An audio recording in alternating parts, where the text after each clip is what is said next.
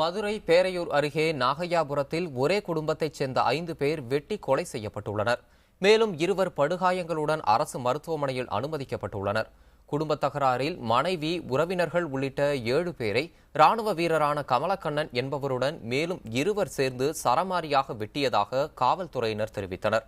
மேலும் கமலக்கண்ணன் தனது மனைவியை துப்பாக்கியால் சுட்டிருப்பது விசாரணையில் தெரியவந்துள்ளதாகவும் அவரிடம் இருந்து துப்பாக்கி பறிமுதல் செய்யப்பட்டதாகவும் போலீஸ் தரப்பில் கூறப்பட்டது. கமலக்கண்ணனுடன் சேர்ந்து இந்த தாக்குதலை நடத்திய பரசுராமன் மற்றும் வெங்கடேசன் ஆகியோர் தற்போது தலைமறைவாக உள்ளனர். இந்த தாக்குதலில் கமலக்கண்ணனின் மனைவி கோமதி, கோமதியின் தயாரான ராமுத்தாய், கோமதியின் தந்தை சின்னச்சாமி, அதே குடும்பத்தைச் சேர்ந்த பாக்கியலட்சுமி, வனரோஜா ஆகிய 5 பேரும் கொல்லப்பட்டனர்.